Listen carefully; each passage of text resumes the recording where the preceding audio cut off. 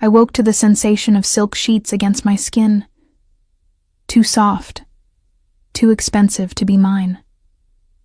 My head throbbed with a dull ache that pulsed behind my eyes, and my mouth felt like I'd swallowed cotton. For a moment, I kept my eyes closed, trying to piece together the fragments of last night that floated just out of reach in my memory. There had been a hospital shift. A double, maybe? No, that wasn't right. My best friend Kelsey had dragged me out, insisting I needed to celebrate finally paying off my car loan. We'd gone to some club downtown. After that, everything dissolved into flashes, neon lights, the burn of vodka, laughter that felt foreign coming from my own throat. I forced my eyes open and immediately knew I was in trouble. The bedroom around me looked like it belonged in an architectural magazine. Vaulted ceilings soared above, crossed with dark wooden beams. Floor-to-ceiling windows revealed a sprawling estate below, complete with manicured gardens and what appeared to be actual marble statues. The bed I occupied could have comfortably fit 4 people, its posts carved from what looked like genuine mahogany. This was not my studio apartment in Queens. My heart hammered against my ribs as I sat up, clutching the sheet to my chest. I was wearing a silk nightgown I'd never seen before, champagne-colored, probably worth more than my monthly rent. My nurse's scrubs were nowhere in sight. That's when I noticed the weight on my left hand. The ring caught the morning sunlight streaming through those massive windows, sending fractals of green light dancing across the white walls. It was stunning, an emerald the size of my thumbnail, surrounded by what had to be diamonds, set in platinum so pure it almost glowed. The kind of ring that belonged in a museum, or on the finger of someone who summered in the Hamptons. Not on the hand of Diana Foster, ICU nurse with $70,000 in student loan debt. I stared at it, my breath coming faster. This had to be a mistake, a prop from some party, except the weight of it felt real, and when I tried to slide it off, the band fit perfectly, as though it had been sized specifically for me. "Good morning, wife," I yelped, spinning toward the voice. A man stood in the doorway I hadn't noticed, holding a silver tray with coffee and what looked like pastries. He was tall, easily over 6 feet, with the kind of presence that seemed to fill the enormous room. His dark hair was slightly disheveled, falling across his forehead, in a way that might have been calculated or might have been natural. He wore black dress pants and a white shirt, the top 3 buttons undone, revealing a glimpse of a tattoo that disappeared beneath the fabric. But it was his eyes that held me frozen. Pale blue, like winter ice, and they watched me with an intensity that made my skin prickle. "Who the hell are you?" I demanded, my voice coming out higher than I intended. "Where am I? What is this?" I held up my hand, the emerald catching the light again. He moved into the room with the fluid grace of a predator, setting the tray on a side table before turning to face me fully. Up close, I could see the sharp angles of his face, the slight scar that cut through his left eyebrow, the way his jaw tightened as he studied me. "You don't remember." It wasn't a question. His accent was subtle but unmistakable. Russian, maybe Eastern European. "I thought you might not." "Remember what?" Panic clawed at my throat. "Did you drug me? Did we—" I couldn't finish the sentence. "We didn't." His voice was matter of fact, almost bored. "Your virtue remains intact, Mrs. Volkov. Unfortunately for both of us, everything else about last night was quite real." "Mrs. Volkov." The words seemed to echo in the cavernous room. "I'm not married," I said firmly, though my hand betrayed me by moving to cover the ring. "I'm not married to you. I don't even know you." He pulled something from his pocket, a folded piece of paper, legal-sized, and held it out to me. "Perhaps this will refresh your memory." My hands shook as I took it.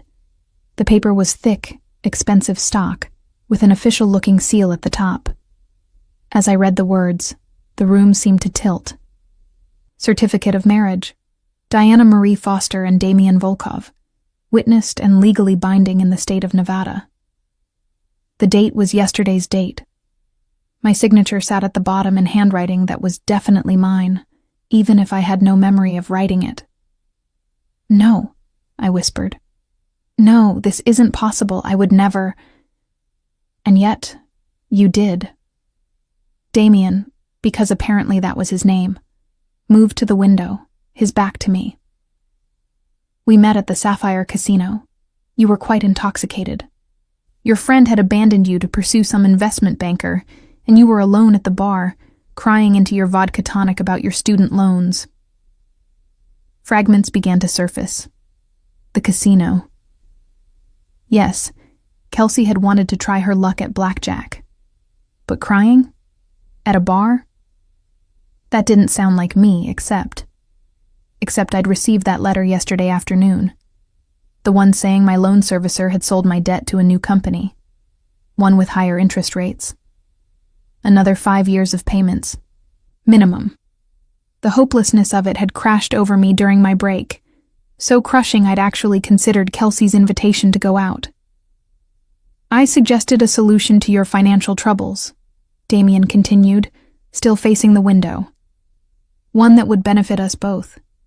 You were remarkably enthusiastic about the arrangement." "What arrangement?" The paper crinkled in my grip. He turned then, and something in his expression made my blood run cold. It was the look of a businessman discussing a merger, not a man talking to his supposed wife. "I need American citizenship, Diana. Permanent residency at minimum. My visa situation has become complicated. The immigration authorities have been watching me closely, asking questions about my business dealings. If I'm deported back to Russia, I lose everything I've built here. My assets, my operations, my freedom. There are people in Moscow who would very much like to have a conversation with me, and I have no intention of giving them the opportunity." "So you married some drunk stranger?" My voice dripped with disbelief. "That's your master plan?" "Not some drunk stranger. A nurse with a spotless record, no criminal history, student debt that provides clear motivation, and no family who might ask uncomfortable questions." He said it like he was reading from a dossier. "I had you investigated before I made my proposal." The violation of it struck me like a physical blow. "You investigated me?" "Of course." He said it as if it were the most natural thing in the world. "I'm a careful man. The marriage needs to appear legitimate to pass immigration scrutiny. That means choosing a wife who fits a certain profile. You were perfect." I wanted to throw something at him. "And I just agreed to this? While drunk?" "You negotiated quite fiercely, actually. $300,000. Half up front, half when the immigration process is complete. 1 year of your time, pretending to be my devoted wife at necessary social functions and immigration interviews. After that, a quiet divorce, and you walk away debt-free with money to spare." $300,000. The number seemed impossible, life-changing. I could pay off my loans, help my brother with his medical bills, maybe even go back to school for that nurse practitioner degree I'd been dreaming about. "But I didn't mean it," I said weakly. "I was drunk. That doesn't make it legally binding." Damian pulled out his phone, tapped the screen a few times, and turned it toward me. The video showed me, unmistakably me, standing in what looked like a chapel. I wore a simple white dress, holding a bouquet of roses, smiling up at Damian as an officiant spoke. In the video I said, "I do," clearly, without slurring, my eyes bright with what looked like excitement. "You seemed quite coherent," he observed. As did I, though I'd only had water. The officiant was a licensed minister. The witnesses were legitimate, and the paperwork is filed with the county clerk. This is a legal marriage, Diana, one that I very much need you to honor. And if I refuse? I lifted my chin, trying to project a confidence I didn't feel. If I tell you to go to hell and walk out of here right now, His expression didn't change, but something flickered in those ice-blue eyes. Then, I would be forced to release certain photographs from last night. Ones that show you in compromising positions. Nothing illegal, of course, but certainly nothing you'd want your employer to see. The hospital board takes a dim view of nurses who engage in excessive drinking and questionable behavior. The threat landed like a punch to the gut. My nursing license was everything. I'd worked so hard for it, sacrificed so much. One scandal could destroy my career before it really began. You're blackmailing me. I'm ensuring you honor an agreement you made voluntarily. He pocketed his phone. Think of it as a business arrangement.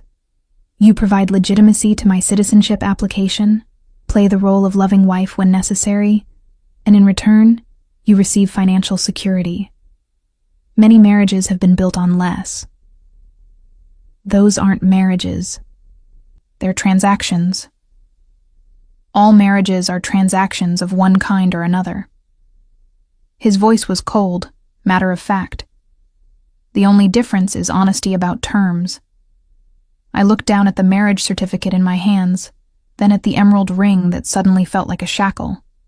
Every option I ran through led to disaster. If I refused, he'd ruin my career. If I went to the police, I'd have to admit to the drunken marriage, which might be charged as immigration fraud. If I tried to annul it, he clearly had resources to fight me that I couldn't match. $300,000, I said quietly, half up front. Already deposited in your account this morning. Check your phone. I found my phone on the nightstand. How had I not noticed it before? And opened my banking app with shaking fingers. The balance made me gasp.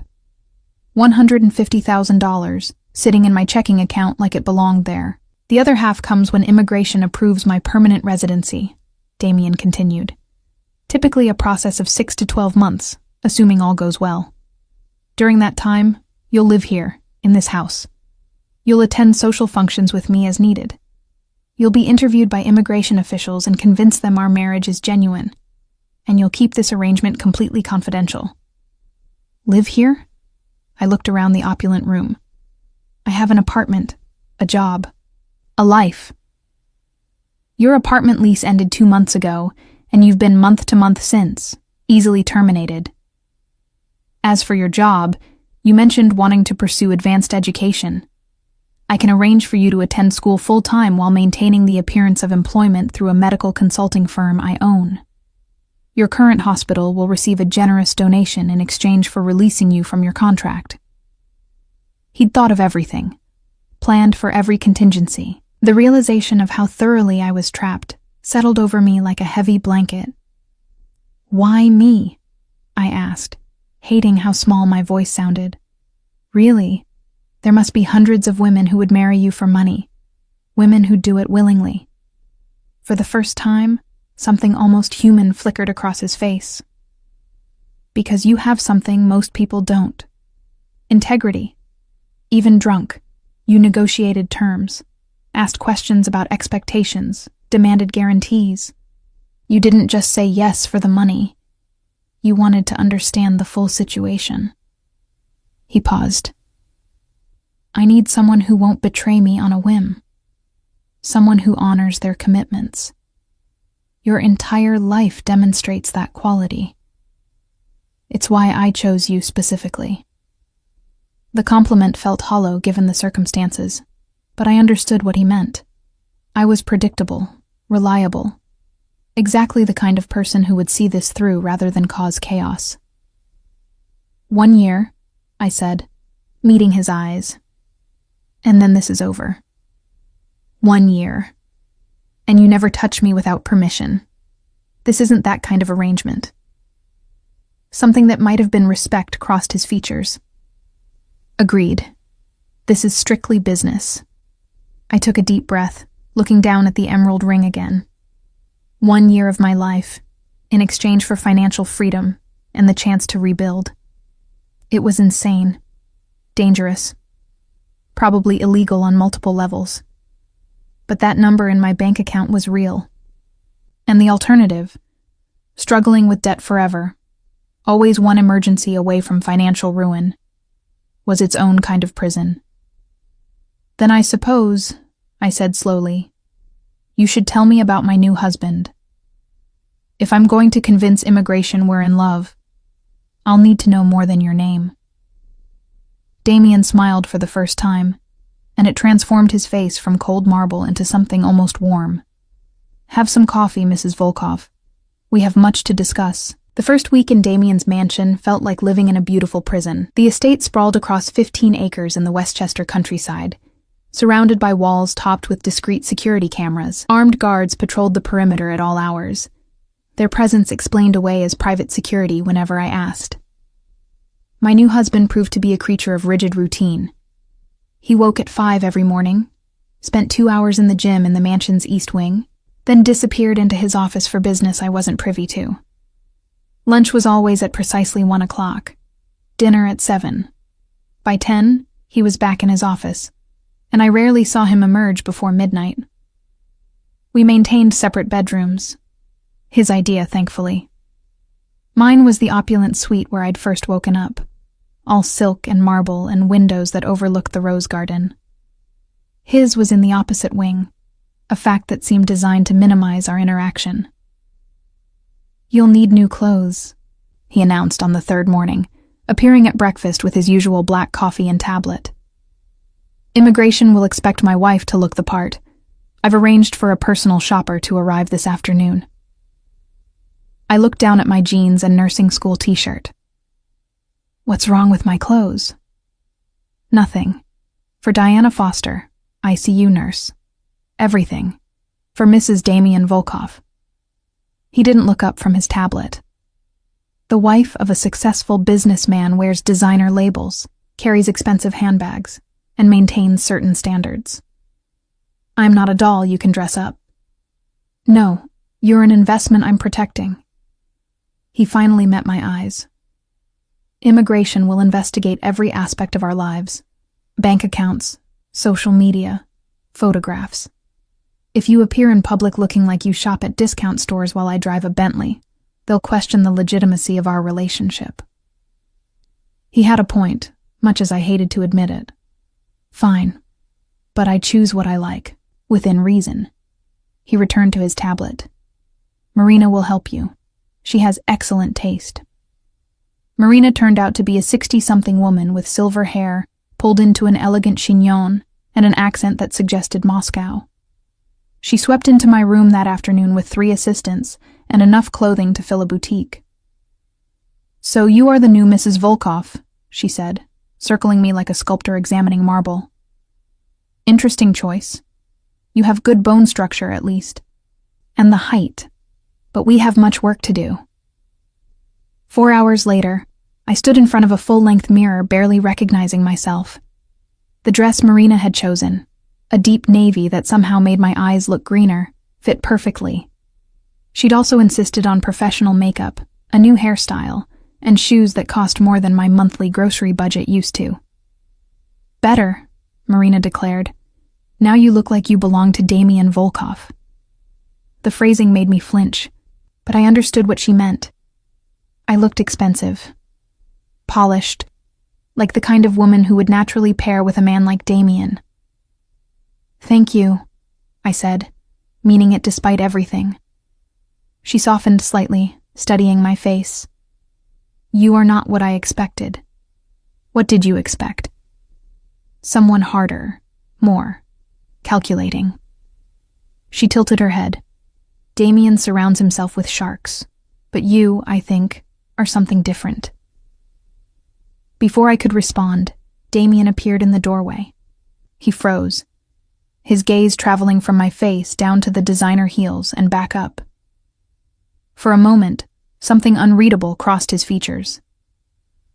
Perfect, he said quietly. Marina, thank you. Have everything else delivered by tomorrow. That night, he took me to dinner at an upscale Italian restaurant in Manhattan. Our first public appearance as a married couple, he explained. A test run before the immigration interview scheduled for the following month. The restaurant was the kind where the prices weren't listed on the menu, and the waiters moved like dancers. Damien was greeted by name, led to a private booth in the back where we could see the entire room but maintain privacy. "Order whatever you like," he said, barely glancing at his menu. "But look at me when you do it, not the waiter. We're newlyweds, remember? You should be too fascinated by me to care about food." I forced myself to meet his eyes, those unsettling pale blues that seemed to see right through me. "The sea bass," I said to the waiter, without looking away from Damien. "And your house salad." Something that might have been approval flickered in his expression. "Good." Throughout dinner, he coached me. Where we supposedly met, he'd settled on a version close to the truth, that I'd been at the casino with a friend and we'd struck up a conversation. How he'd courted me with flowers and dinners at expensive restaurants. The proposal on a rooftop in Manhattan with the city lights as backdrop. "You'll need to memorize these details," he said, his hand covering mine on the table. To anyone watching, it would look tender. I could feel the coldness of his skin, the controlled strength in his grip. "Immigration will ask you to recount them repeatedly, trying to catch inconsistencies." "Why a rooftop?" I asked. "Seems cliché." "Because it's memorable and romantic enough to satisfy their expectations without being so elaborate that you stumble over details." His thumb traced a circle on my palm, performative affection that made my skin prickle. "We keep the story simple. Love at first sight, whirlwind romance, married quickly because we couldn't bear to wait." "And what about your past? Your business?" I kept my voice low. "They'll investigate that too. My business interests are carefully structured and entirely legal." The way he said it made me certain that wasn't entirely true. "I'm a consultant for international security firms, import-export ventures, real estate holdings, nothing that raises red flags." "But not the whole truth." His eyes hardened. "The truth is rarely clean, Diana. What matters is what can be proven. And I've made sure nothing problematic can be connected to me directly." After dinner, we drove home in silence, his driver navigating the dark roads while Damien stared out the window. I studied his profile in the dim light, the sharp line of his jaw, the tension in his shoulders, the way his fingers drummed against his knee. "Why did you really leave Russia?" I asked quietly. He didn't look at me. "That's not part of our agreement. If we're married, immigration will expect me to know basic things about your life." A long pause. Then, "I made enemies of the wrong people. Men who don't forget and don't forgive. Staying in Russia would have meant death or prison. America offered opportunity and distance." "What did you do?" "What I had to." He finally turned to face me. "Don't romanticize this, Diana. Don't imagine I'm some misunderstood hero. I've done things that would horrify you. The only difference between me and the men I fled is that I was smarter about it. The honesty was almost worse than a lie would have been. At least a lie would have let me pretend." Back at the mansion, I retreated to my room and called Kelsey for the first time since waking up married. She answered on the second ring, her voice bright with curiosity. "Di, oh my God, you disappeared. What happened after I left with Marco? Did you get home okay?" I looked around at the opulent bedroom, the emerald ring heavy on my finger. "I met someone," I said carefully. "It all happened really fast." "Fast? How fast?" She sounded delighted. "Tell me everything." So I fed her the cover story, the handsome stranger at the casino bar, the instant connection, the whirlwind romance that led to a small, private wedding ceremony. I hated lying to her, but Damien had been clear. No one could know the truth. "That's insane," Kelsey squealed, "but also kind of romantic. When do I get to meet him?" "Soon," I promised, knowing it would have to happen eventually. Part of selling the story meant integrating into each other's lives. "He's eager to meet you too." After we hung up, I sat on the edge of my enormous bed, staring at nothing. This was my life now. Lies built on lies, a marriage that wasn't real, living with a man who saw me as a business transaction. The door opened without a knock, and Damien entered. I jumped up, instinctively backing away. "I should have knocked," he said, though he didn't sound particularly sorry. "But this is important. Immigration moved up our interview. It's scheduled for next week." "Next week? But you said we had a month." "Plans change." He moved to the window, that same position he favored when delivering bad news. "They've received an anonymous tip that our marriage isn't legitimate. Someone is trying to sabotage my citizenship application." Fear crawled up my spine. A tip? From who? "I have my suspicions. Business rivals who would benefit from my deportation."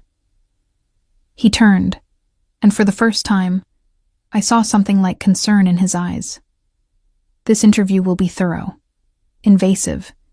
They'll ask about intimate details of our life together. You need to be prepared." "Intimate details? But we haven't." "They don't know that." He crossed to stand in front of me, close enough that I had to tilt my head back to maintain eye contact. "We need to establish believability, starting now." "Whoa, what does that mean?" He reached out slowly, giving me time to pull away, and cupped my face in one hand. His palm was warm against my cheek, thumb brushing across my cheekbone.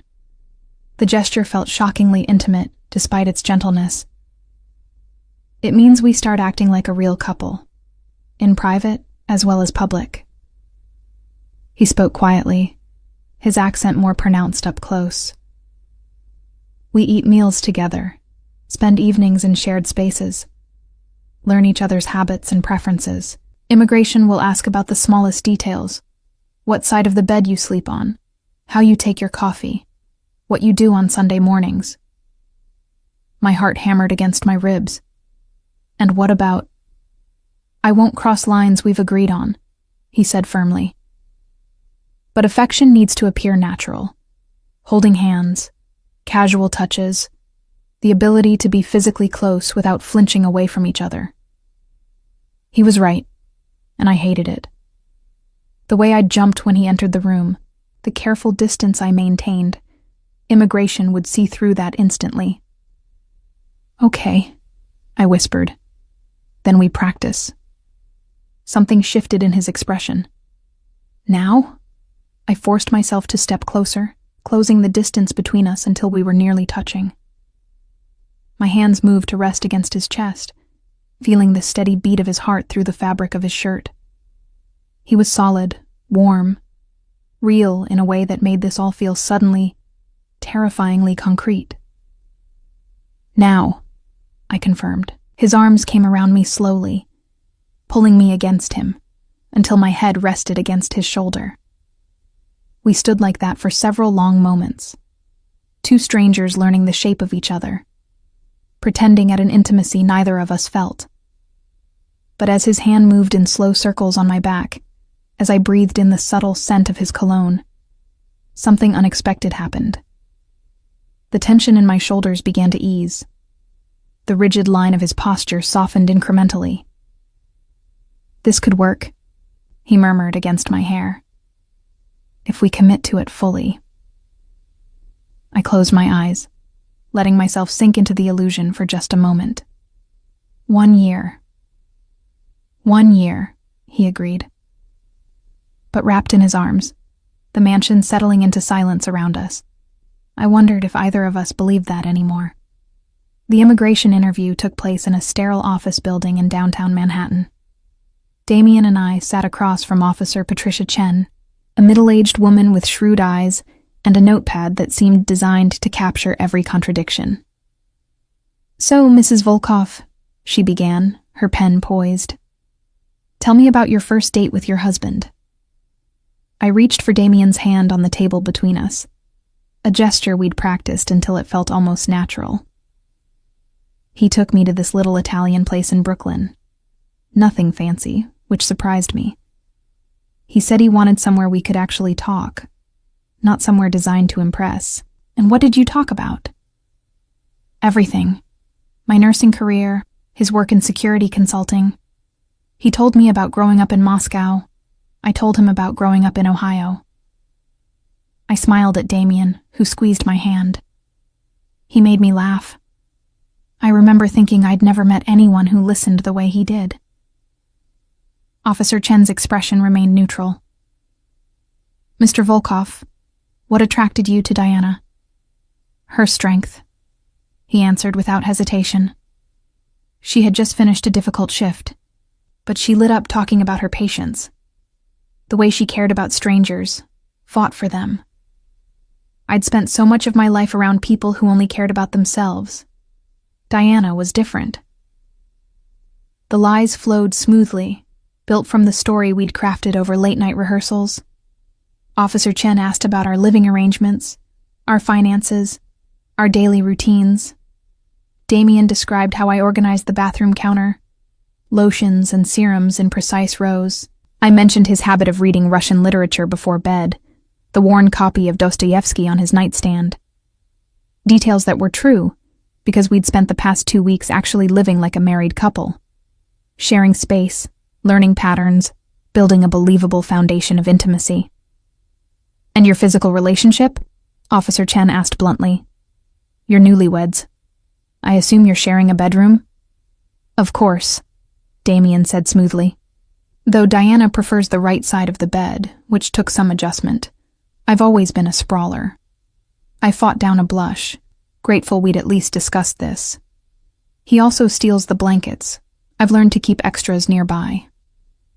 A ghost of a smile crossed Officer Chen's face.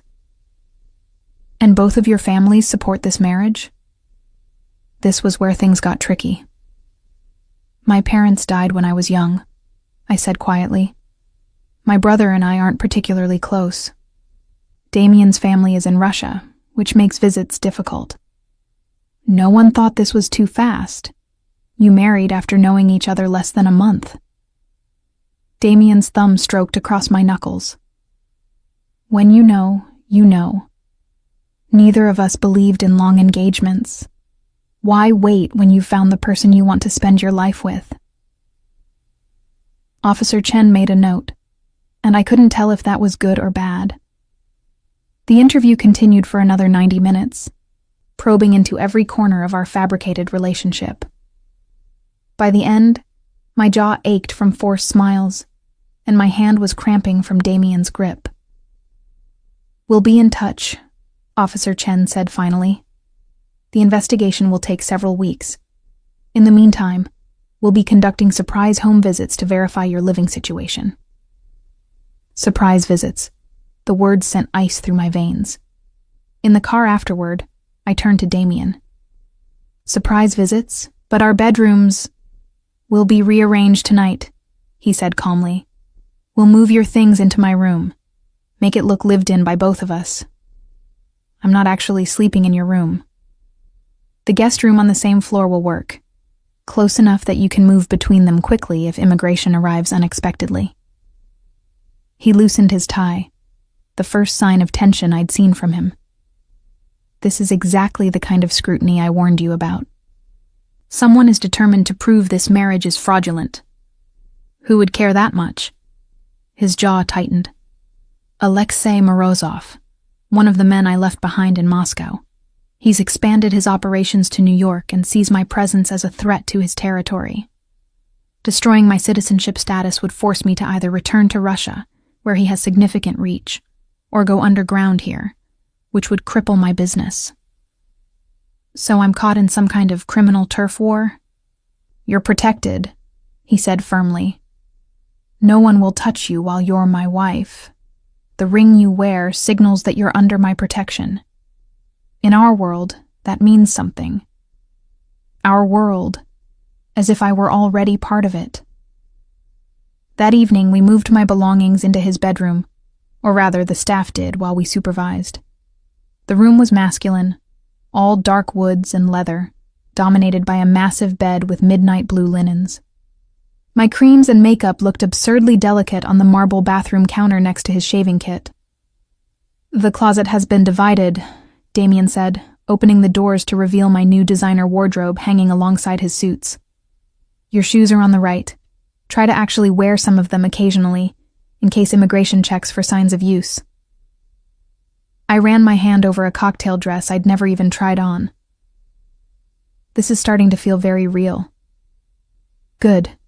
It needs to be. He paused, then added more softly. I know this isn't what you signed up for. The increased scrutiny, the home visits. If you want to back out, I'll understand. I thought about the money in my account, the freedom from debt it represented, the opportunity to build a better future. I honor my commitments, I said, echoing what he'd told me that first morning.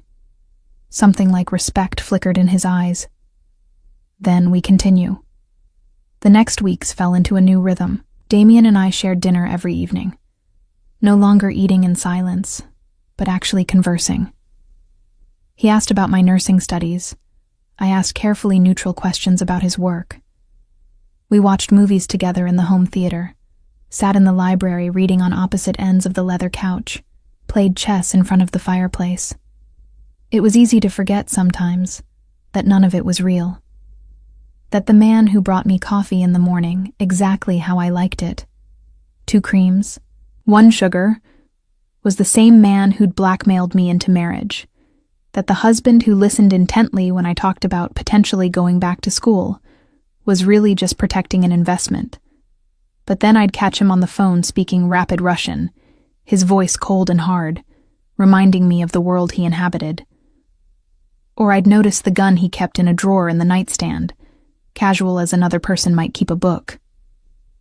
Small things that shattered the domestic illusion. One night, 3 weeks after the interview, I woke to sounds from downstairs. Glass breaking, raised voices. My heart hammering, I crept to the bedroom door and peered out. The hallway was empty, but lights blazed from the first floor. More voices, one of them definitely Damien's. Against my better judgment, I moved to the top of the stairs. Told you never to come here, Damien was saying, his voice lethal. My home is off limits. We had no choice. A man's voice, also Russian accented. Morozov knows about the shipment. He's planning to intercept it tonight. Then we reroute, use the secondary location. There's no time. The trucks are already en route. A pause. Then Damien, quieter, but somehow more dangerous. Then we protect them. Call Sergei, Victor, and Mikhail. Full security detail. And if Morozov's men interfere, we handle it permanently. Handle it permanently. The words sent chills through me. I must have made a sound because Damien's head snapped up, his eyes finding me instantly in the darkness. For a moment, we stared at each other across the distance. Then he spoke to the other man without breaking eye contact. Leave. Now. And next time you call, you don't come to my door. The man disappeared. Damien climbed the stairs slowly, his expression unreadable until he reached me. You should be asleep, he said quietly. Hard to sleep through breaking glass. What's happening? Business. Nothing you need to concern yourself with. Business that involves intercepting shipments and handling things permanently? I crossed my arms. I'm not stupid, Damien. I know you're not just some security consultant. His jaw tightened. The less you know, the safer you are. I'm living in your house, pretending to be your wife. I'm already involved. Don't I deserve to know what I'm actually part of? For a long moment, he studied me. Then he took my arm gently and led me back into the bedroom, closing the door behind us. We sat on opposite ends of the couch near the fireplace, the space between us suddenly feeling vast. I run a network, he said finally. Import-export, mostly legitimate, but with components that blur legal lines. Goods that enter the country through unofficial channels. Products that end up in the hands of buyers who prefer discretion. Nothing that hurts innocent people. No drugs, no human trafficking, nothing involving children. But not exactly above board. You're a smuggler. I'm a businessman who operates in gray areas. He leaned forward, elbows on his knees. The men I left behind in Russia, they don't follow the same rules. Morozov deals in everything, including things I won't touch. He sees my network as competition for resources and routes. That's why he's trying to destroy my citizenship. Not for revenge, but for market control. I processed this, trying to reconcile the criminal he was describing with the man who brought me coffee every morning. And those men tonight? You told them to handle it permanently. A threat, mostly. I prefer clean solutions that don't attract law enforcement attention. But yes, if Morozov's people attack my trucks, they'll be dealt with. He met my eyes. You want honesty? This is it. I'm not a good man, Diana. I've done things, ordered things, that would keep you up at night. The only reason I haven't crossed certain lines is because bad business has consequences. That's pragmatism, not morality. The confession hung between us like smoke. I should have been terrified. Should have been planning my escape. Instead, I found myself asking, why tell me this now? Because you asked, and because you deserve to understand what you're protecting with this marriage. He stood, moving to the window. Immigration will approve my application, eventually. Officer Chen is thorough, but our story is solid. When that happens, when you're free to leave, you'll walk away clean. No one will connect you to any of this. That's part of our arrangement. Is that why you chose me? Because I'm disposable? He turned sharply. No, because you're innocent.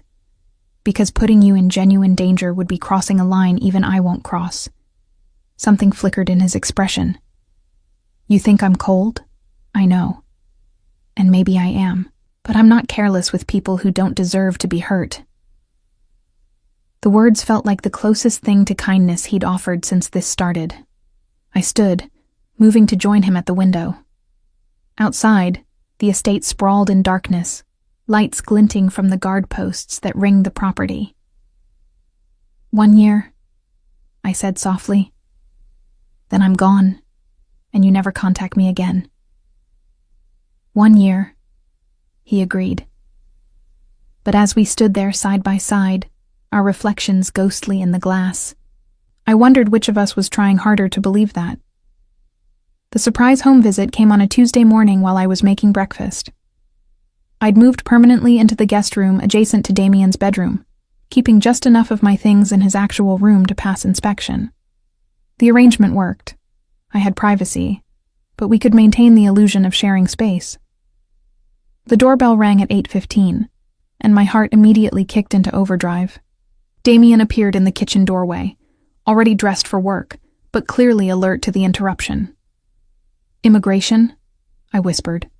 Most likely. He crossed to me, sliding an arm around my waist. Remember, we're just having a normal morning. You're making breakfast. I'm about to leave for the office. Nothing rehearsed. When we opened the door, Officer Chen stood there with a younger male agent. Good morning, Mr. and Mrs. Volkov. I hope we're not interrupting. Not at all, Damien said smoothly. Please come in. They moved through the house with professional efficiency, checking bedrooms, bathrooms, closets. Officer Chen noted the photos we'd staged throughout the house. Us at dinner, at a park, one carefully posed shot of us cooking together. The younger agent examined the master bedroom, noting my items mixed with Damien's. You have a lot of space here, Officer Chen observed. 2 people don't usually need this many rooms. I grew up in cramped apartments, Damien said. Space matters to me now, and Diana wanted room for a home office when she starts her graduate program. Officer Chen made notes. They interviewed us separately.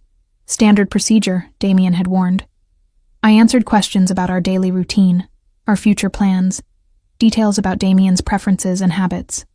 Everything I'd memorized came flowing out naturally, built on weeks of actually living together.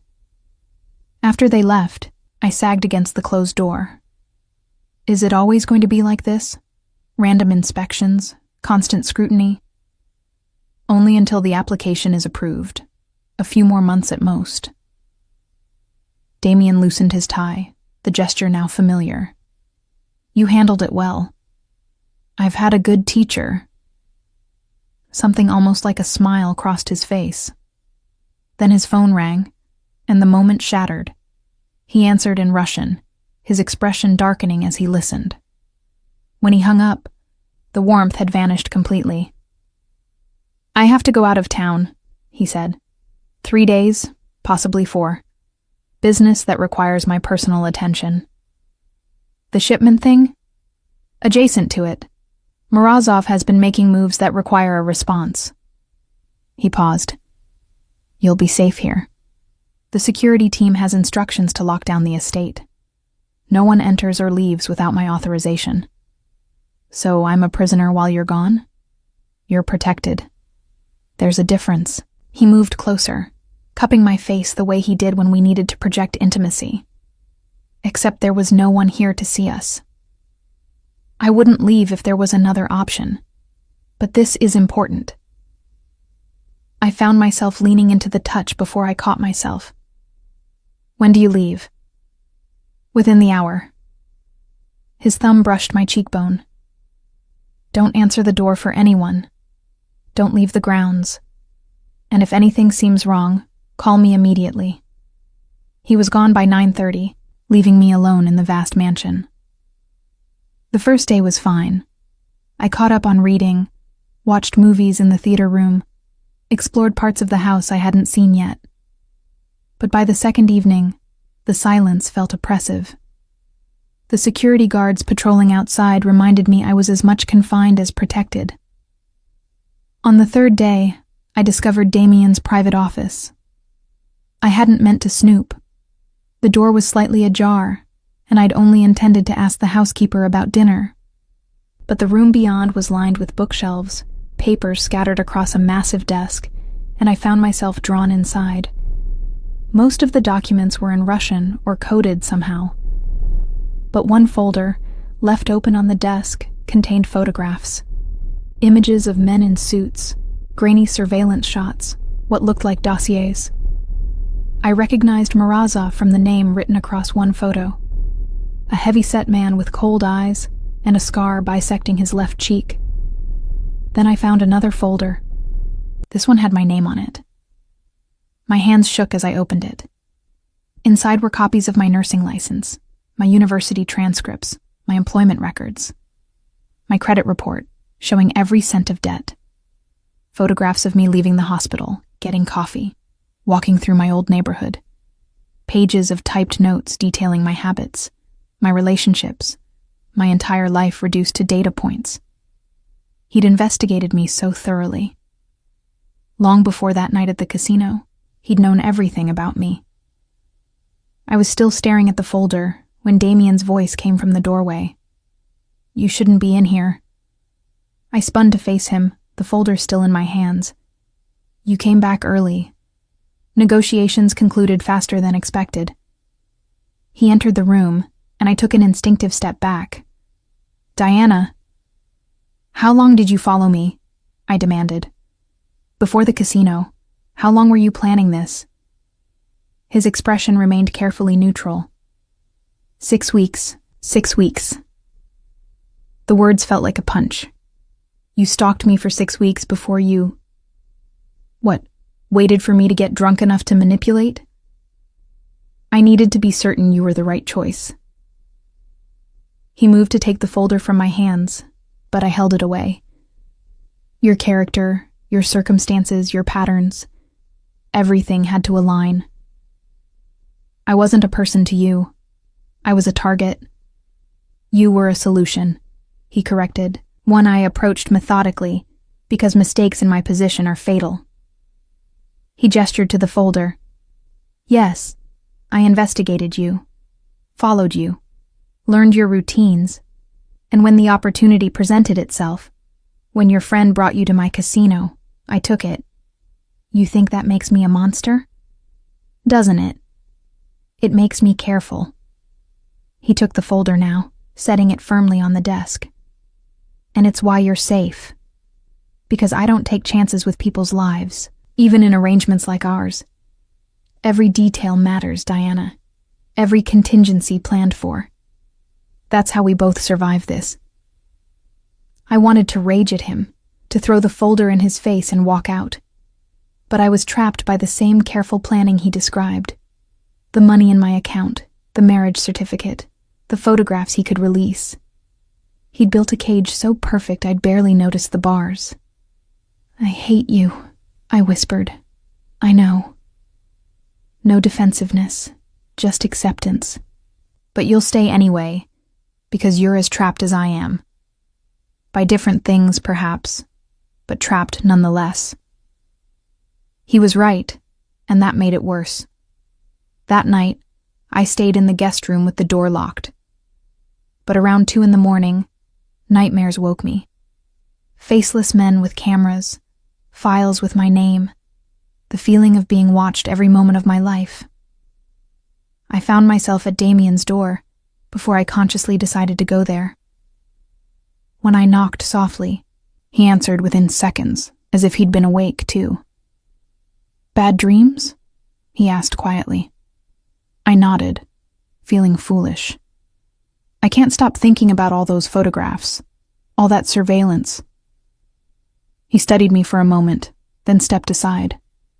"Come in." The bedroom was dark except for moonlight through the windows. He led me not to the bed, but to the couch by the fireplace, keeping distance between us. "I owe you an apology," he said finally. "Not for the investigation. That was necessary. But for not explaining it before you discovered it yourself. That was cruel. Why tell me now?" "Because you asked for honesty earlier, and I gave you part of it, but not all." He leaned back, his face half in shadow. "When I left Russia, I lost everything. My reputation, my connections, the life I'd built. Coming to America meant starting over, but also constantly looking over my shoulder. Trust is a luxury I can't afford, so you don't trust me. I don't trust anyone." He met my eyes. "But I respect you. Your integrity, your strength, your ability to honor commitments even when they cost you. That folder contained facts, Diana, but it didn't tell me who you are. These past months have done that. And who am I? Someone stronger than I anticipated. Someone who adapts but doesn't break. Someone who makes this house feel less like a fortress and more like..." He trailed off. "Like what?" "Like something I didn't know I was missing." The confession hung between us, raw and unexpected. I should have left. Should have retreated to the safety of my locked room and the clear boundaries of our arrangement. Instead, I asked, "Why do you keep Dostoevsky by your bed?" The change of subject seemed to surprise him. My mother read it to me as a child. Even though I couldn't understand most of it, I loved the sound of her voice. After she died, the books were all I had left of her. "How old were you?" 12, cancer, quick and brutal. He looked toward the window. My father wasn't equipped to raise a son alone. He gave me to my uncle instead. That's when I learned what I needed to survive. And what was that? That love is weakness. That trust gets you killed. That the only person you can rely on is yourself. He turned back to me. My uncle ran one of Moscow's largest syndicates. He taught me his trade because he had no sons of his own. By 16, I was collecting debts. By 20, I was running my own operations. And by 25, I'd made enough enemies that staying in Russia meant dying young. I absorbed this, trying to reconcile the scared 12-year-old who'd lost his mother with the man who'd blackmailed me into marriage. Do you ever regret it? The life you chose? I didn't choose it. It chose me. He stood, moving to the window. But no, I don't regret surviving, even if the methods were ugly. I joined him there, our reflection side by side in the glass. What happens when the year is up? when I leave and this all ends. You go back to your life, build your career, maybe that family you mentioned wanting someday. And I continue managing my business, maintaining the citizenship you helped me secure. He glanced at me. We'll never see each other again. That was the agreement. Right, the agreement. But standing there in the darkness, the space between us feeling both vast and impossibly small, I wasn't sure either of us believed that anymore. Something had shifted in the months of shared meals and manufactured intimacy. Something that couldn't be easily categorized or controlled. Go back to bed, Diana, he said softly. You're safe here. The nightmares can't touch you. I wanted to ask if he ever had nightmares, if 12-year-old boy still woke up missing his mother, if he ever felt trapped by the life he claimed hadn't been a choice. Instead, I did as he suggested, returning to my room. But I left my door unlocked, some part of me hoping he might knock. Hoping for what? I couldn't say. He never came. But I slept through the rest of the night without dreaming. Officer Chen called 6 weeks later with news. Your application has been approved for conditional permanent residency, Mr. Volkov. Congratulations. The card will arrive within 2 weeks. Damien thanked her, his voice professional and cool. But when he hung up, I saw his shoulders drop with relief. This was what he'd been working toward, what our entire arrangement had been built to achieve. Congratulations, I said, meaning it despite everything. We both earned it. He poured himself vodka from the crystal decanter in his office. The conditional status lasts 2 years. After that, if we're still married, it becomes permanent. But the hardest part is over. So what happens now? Now we maintain appearances for the required period. Immigration will check in periodically, but the scrutiny lessens significantly. And then, he met my eyes. Then we decide what comes next. What came next should have been clear. We'd agreed on 1 year. But months had passed since that conversation, and the rigid boundaries of our arrangement had begun to blur in ways neither of us acknowledged directly. We still slept in separate rooms, still maintained the pretense that this was purely business. But somewhere along the line, our performances for immigration had evolved into something less calculated. The way he brought me coffee without asking had become routine. The evenings we spent reading together had transformed from obligation to genuine comfort. I told myself it didn't mean anything. That familiarity wasn't the same as affection. That shared space didn't equal intimacy. Then everything changed on a Thursday afternoon in November. Damien had insisted I learn about his charitable work, another detail immigration might investigate. So he took me to an orphanage in the Bronx that his foundation supported. I'd expected a photo opportunity, maybe a brief tour.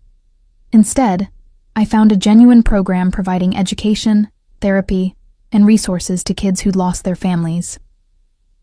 You fund all of this? I asked, watching children in a bright classroom working on art projects.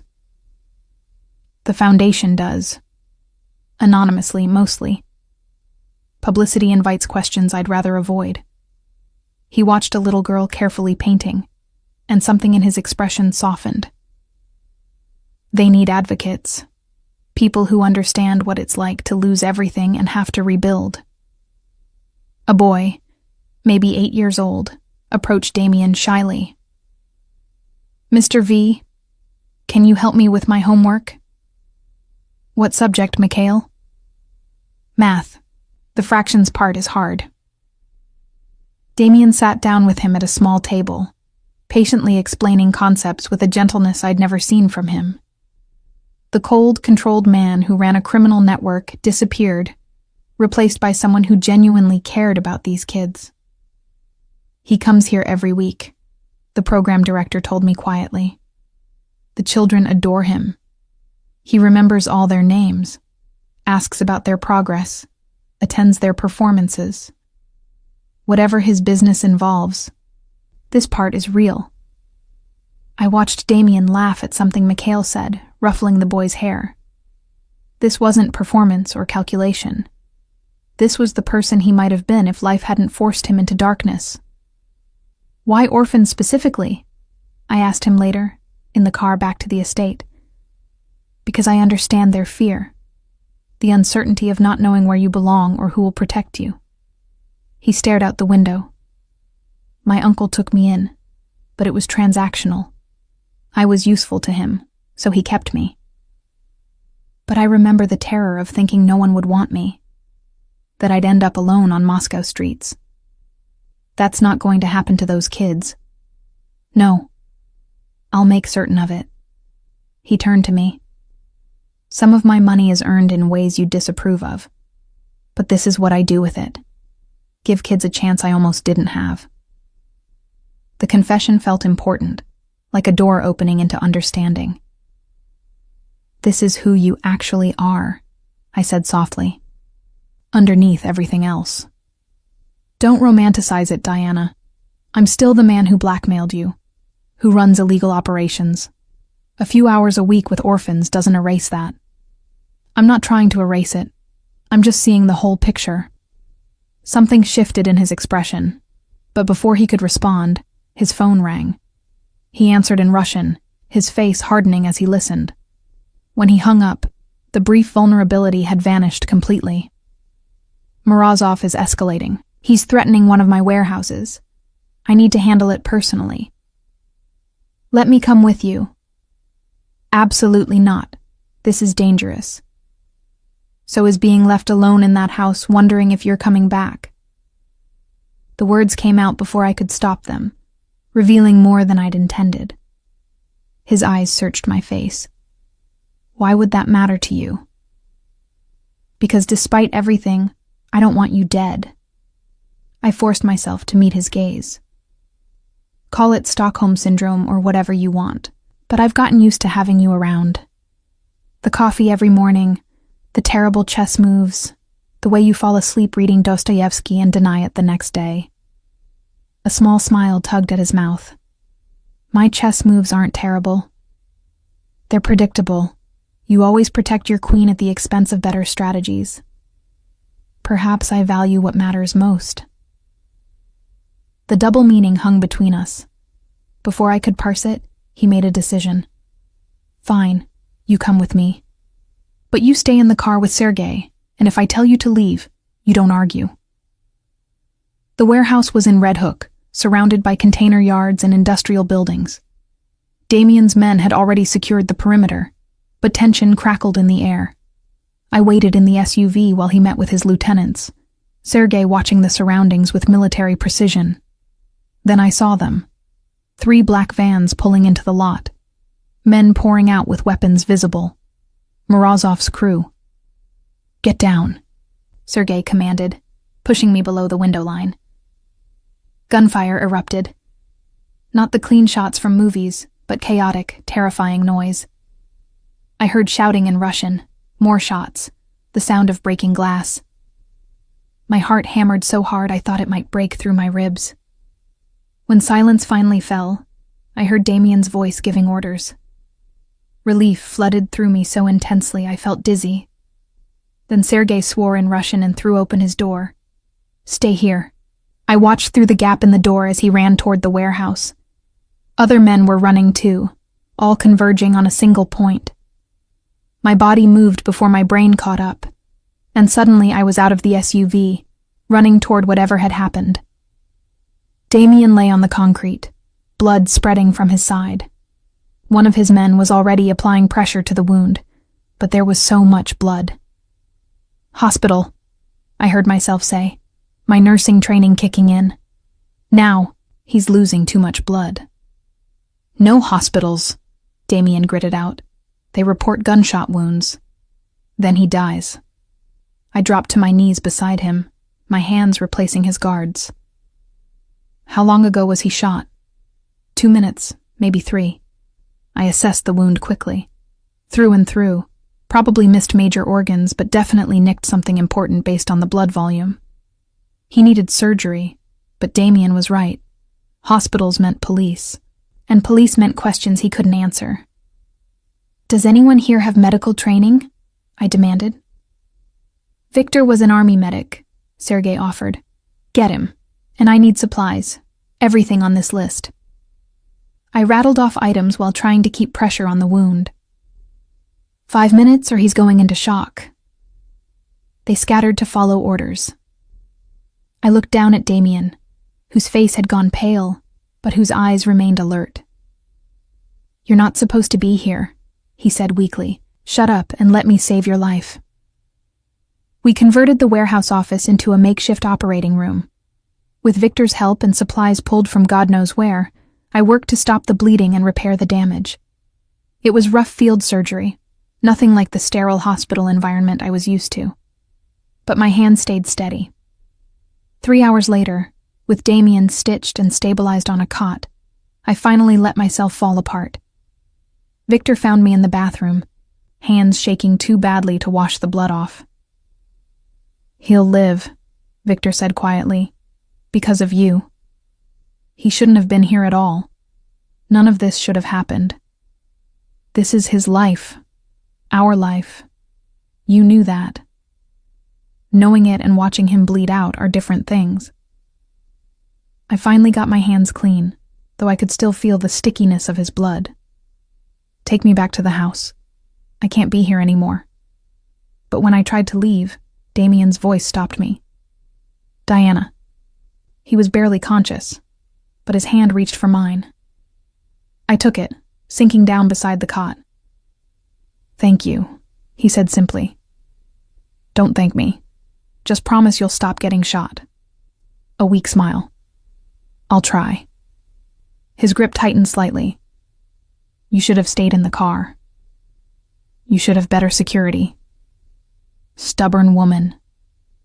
Reckless man. We stayed like that until he fell asleep, my hand in his, both of us pretending this was still just an arrangement. That the fear I'd felt watching him bleed wasn't real. That the relief flooding through me now meant nothing. But we both knew we were lying. Damien recovered slowly, forced to remain at the estate under my medical supervision. I moved my things fully into his bedroom, not for immigration anymore, but because monitoring his wound meant being close. He pretended to be annoyed by my hovering.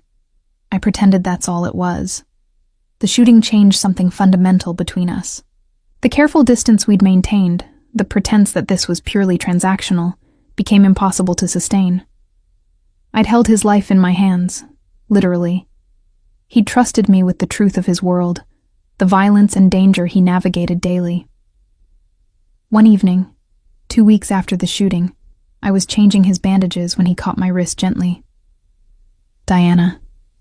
His voice was serious. We need to talk about this. About what? I focused on the wound, which was healing well. About the fact that you're sleeping in my room by choice now.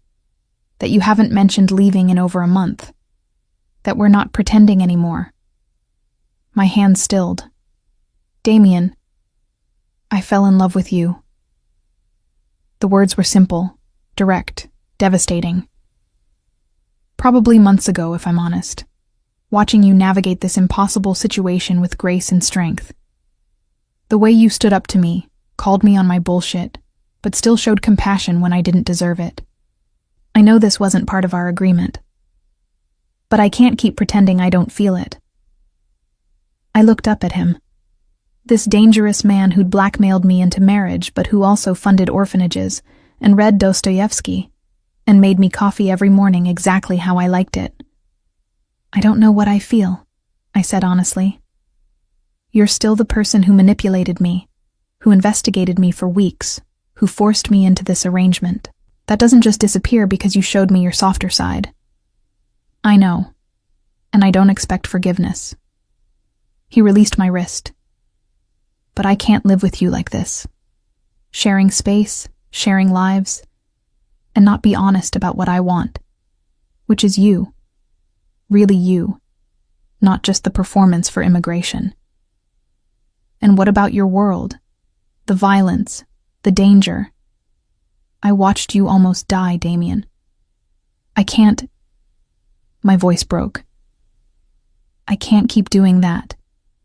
then I walk away from it. The certainty in his voice stopped me. I've been building legitimate business interests for years. Security consulting that's actually legal, real estate investments, the charitable foundation.